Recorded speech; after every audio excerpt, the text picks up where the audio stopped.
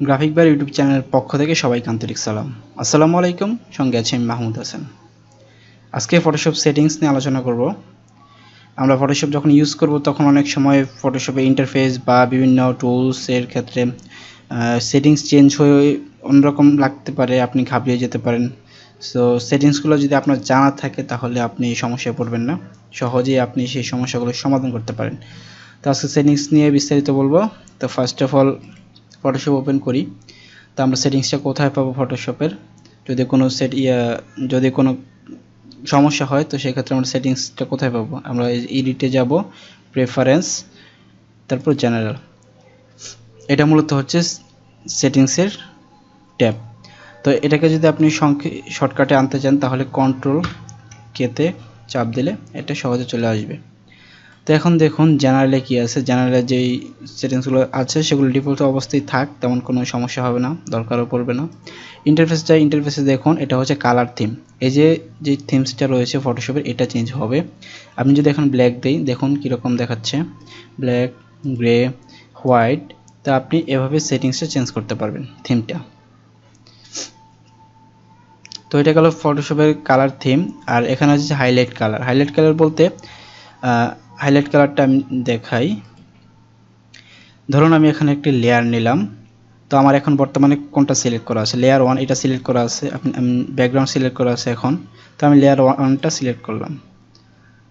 তো আমি কন্ট্রোল কেতে আবার ক্লিক করলাম। তো আবার ইন্টারফেসে গেলাম। তো হাইলাইট কালার, আমি হাইলাইট কালার যদি এখানে ডিফল্ট ব্লু দিই তাহলে এখানে দেখুন আমি যেই অপশনে আছি সেটাই কিন্তু হাইলাইট করছে একটা কালার দিয়ে, ঠিক আছে? তো আমি যদি ব্যাকগ্রাউন্ডে যাই তাহলে এটা আসবে। এই ছিল মূলত ইন্টারফেসের কালার থিম বা হাইলাইট কালার। তারপর হচ্ছে standard screen mode. Standard screen mode default অবস্থায় আছে। আমি যদি এটা চেঞ্জ করি ব্ল্যাক, এই যে এটা হচ্ছে ডকুমেন্টের বাহিরের যে ব্যাকগ্রাউন্ডটা সেটা। তো এটা মিডিয়াম গ্রে আমি চেঞ্জ করে দিতে পারি, বা কাস্টম দিলে ব্লু। আবার যদি আপনি নতুন কোনো কালার দিলে সেটাও দিতে পারেন আপনার সুবিধার জন্য। তো এটা গেল standard screen mode. Full screen with menus, এটা হচ্ছে এটা ধরুন আমি এখন ডিফল্ট অবস্থায় রাখলাম, ঠিক আছে? তো আপনার স্ক্রিন মোড চেঞ্জ করার জন্য আপনি যেটা করবেন, কিবোর্ডের F এ চাপ দিলে স্ক্রিন মোড চেঞ্জ হবে। তিনটা অপশন আছে, সেই তিনটাই দেখাবে। আপনি ক্লিক করলে দেখবেন একটা একটা করে চেঞ্জ হচ্ছে। তো আমি এটা দেখলাম, এটাতে রাখলাম। এখন আমি এখানে ব্যাকগ্রাউন্ডে কি আছে? ব্ল্যাক। তো আমি এখন কন্ট্রোল কে দেওয়ার পরে interface full screen with menus. তো এখানে আমি গিয়ে লাইট গ্রে দিলাম। দেখুন আমার চেঞ্জ হচ্ছে। এটা হচ্ছে ফুল স্ক্রিন অবস্থায় যখন থাকবে তখন আপনি ব্যাকগ্রাউন্ডের কালারটা চেঞ্জ করে নিতে পারবেন। তো আমি ডিফল্ট অবস্থায় রাখি। তারপর দেখুন ফুল স্ক্রিন গ্রে, এটা হচ্ছে ফুল স্ক্রিন দ্বিতীয় ধাপে। তো এটা আমি লাইট করে রাখলাম। তো এখন দেখুন এই যে ফুল স্ক্রিন করলাম, এটা কিন্তু হোয়াইট হয়ে আছে। সো আমরা তখন কিন্তু সেটিংসে চেঞ্জ করে নিয়েছি। যদি দেখাই আবার কন্ট্রোল কে ইন্টারফেস, এখানে দেখুন এই যে ফুল স্ক্রিন লাইট গ্রে, এখন কিন্তু এটা লাইট গ্রে অবস্থায় আছে। তো এটা ছিল। তো এখানে আর তেমন কিছু দরকার নেই। ল্যাঙ্গুয়েজ যেগুলো আছে তেমনভাবেই থাকুক। তারপর হচ্ছে ওয়ার্ক স্পেস, এটারও তেমন দরকার নেই, আগের টিউটোরিয়ালগুলোই চলবে। টুলসের ক্ষেত্রে এটাও তেমন দরকার নেই। হিস্টোরি লগ এগুলো পরবর্তীতে জানতে পারবেন, আস্তে আস্তে সব কিছু জানাবো। এক্সপোর্টে এটাও দরকার নেই, ডিফল্ট অবস্থা যা আছে তাই থাকুক। প্রেফারেন্সে যদি বলি, প্রেফারেন্সের ক্ষেত্রে এখানে হিস্টোরি স্টেট, এটা আপনি বাড়িয়ে নিতে পারেন। হিস্টোরি স্টেটটা কি? এখানে আছে 50টা, ঠিক আছে? তো আমি আবার চেঞ্জ করে নিই এফ হিস্টোরি। ধরুন আমি এখানে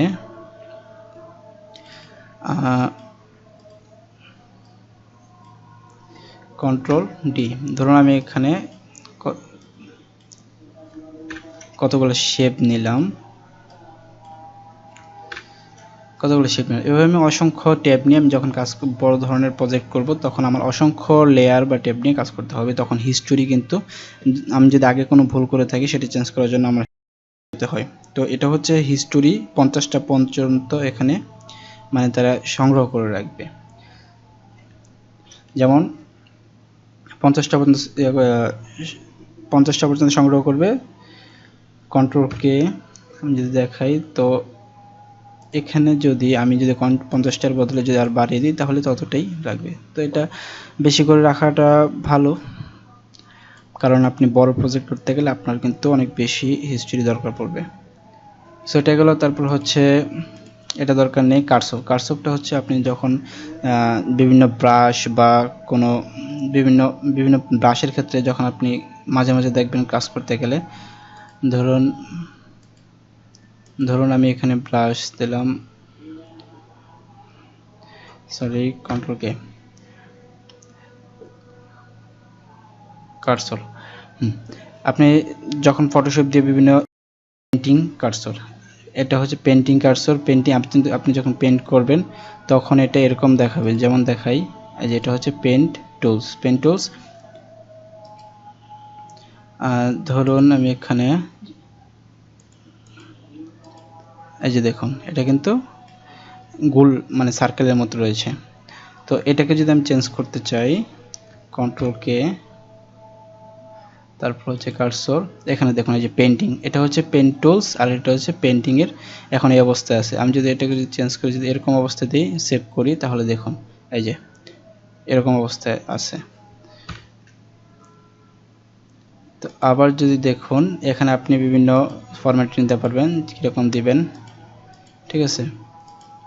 তো আমি মূলত এটাকে যেভাবে ছিল সেভাবেই রাখি, নর্মাল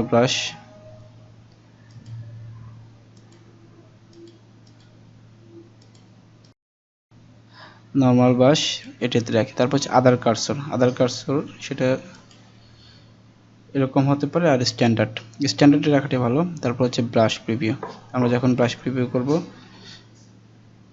তো এখানে রয়েছে ব্রাশ প্রিভিউ। আমরা যখন কাজ করার পরে যখন প্রিভিউ ইমেজটা দেখতে চাই তখন এটা কি আকার আসবে, তখন এটার কালার থাকবে মূলত এই রেড। আপনি এখান থেকে চেঞ্জ করে দিতে পারেন, ঠিক আছে। যেমন আমি এটাকে যদি এখানে হোয়াইট রাখি তো হোয়াইট কালার থাকবে। আপনি এখানে ডিফল্টভাবে যে কোনো কালার সিলেক্ট করে দিতে পারেন। তো আমি এটা করলাম না। তারপর হচ্ছে ট্রান্সপারেন্টের যেটা করবেন, ট্রান্সপারেন্ট হচ্ছে এখানে মিডিয়াম আছে, আপনি যে এই স্কোয়ারগুলো কীরকম দেখবেন, মিডিয়াম, বিগ, আপনি যে অবস্থায় রাখতে চান। আর এটা হচ্ছে কালার, আপনি কোন কালারে রাখতে চান, আপনি এখানে গ্রিনে রাখতে পারেন। আর এখান থেকে আপনি কালারটা চেঞ্জ করে দিতে পারেন, যদি এটাকে হোয়াইটকে যদি অন্যভাবে রাখতে চান এভাবে আপনি চেঞ্জ করে দিতে পারেন। এটা হচ্ছে ট্রান্সপারেন্টের অপশন। আর হচ্ছে ইউনিটি বা রুলার্স। ইউনিটির ক্ষেত্রে আমরা রুলার কোনটা দেখুন, কন্ট্রোল আর, আপনাদের যদি এরকম অবস্থা থাকে তো আপনি রুলার অপশনটা আনবেন কি করে, তো কন্ট্রোল আর এ চাপ দিলে এই যে এই রুলারটা আসবে, আপনি এখান থেকে রুলার আনতে পারবেন, ঠিক আছে। কন্ট্রোল আর এ চাপ দিলে এটা আসবে, আবার কন্ট্রোল আর এ চাপ দিলে এটা চলে যাবে। সো আমি দেখুন একটা রুলার আনলাম, তো এটা এখন কি আসছে, এটা আকাশি কালার অবস্থায় আছে। তো আমি এটাকে যদি চেঞ্জ করি, আমি এটাকে চেঞ্জ করতে পারবো। যেমন এটাকে আপনি এই রুলারটা কি আকারে আনবেন, মানে ফরম্যাটটা পিক্সেল, ইঞ্চি, যে কোনো ফরম্যাটে আপনি আনতে পারেন। এটা হচ্ছে যে কোনো ফরম্যাটের অপশন। আর এখানে আর কিছু দরকার নেই। আর হচ্ছে প্রিন্ট রেজুলেশন, আপনার যদি আরও বেশি প্রিন্টের দরকার হয় তো আপনি সেখান থেকে ডিফল্ট সিলেক্ট করে দিতে পারেন। সরি, এটা হচ্ছে যে আমি আগের যেটা দেখাচ্ছি সেটা হচ্ছে এখন যেটা গাইড, যেই অপশনটা, সরি,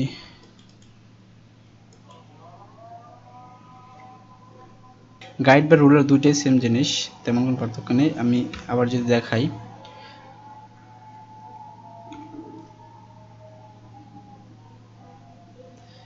এই যে এখানে দেখুন কন্ট্রোল আর দিয়ে,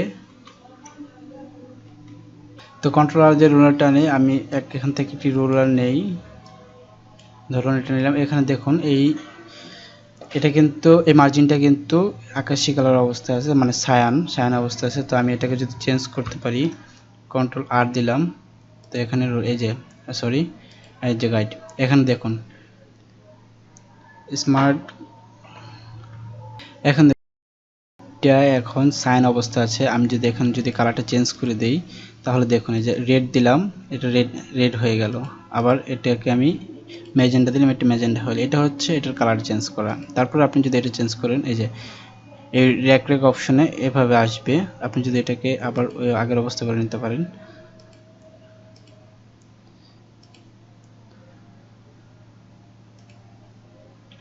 তো এটা ছিল মূলত এই কালার, এই সেটিংস। আর তেমন কোনো এখানে তেমন দরকার নেই। তবে প্লাগইন টাইপ 3D ও টাইপে একটা জিনিস বলে নেই, সেটা হচ্ছে যে আপনি যখন বাংলা লিখেন, বাংলা টাইপ করেন, তখন কিন্তু দেখা যায় বাংলা লেখার সময় অনেক ভেঙে ভেঙে আসে। তো এই সমস্যাটা সমাধানের জন্য আপনি যেটা করতে পারেন, এই যে এখান থেকে প্রেফারেন্সে গিয়ে টাইপে গিয়ে এখানে দেখুন চুজ টেক্সট ইঞ্জিন অপশন। এখানে ডিফল্ট অবস্থায় যে আপনি যখন ইনস্টল করবেন তখন Latin and east Asian layout থাকে।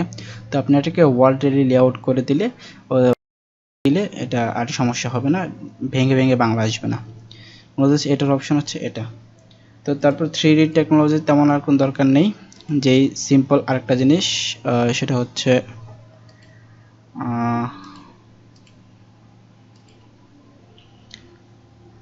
আর তেমন সেটিংসের প্রয়োজন নেই, যেগুলো ছিল এগুলোই চলে।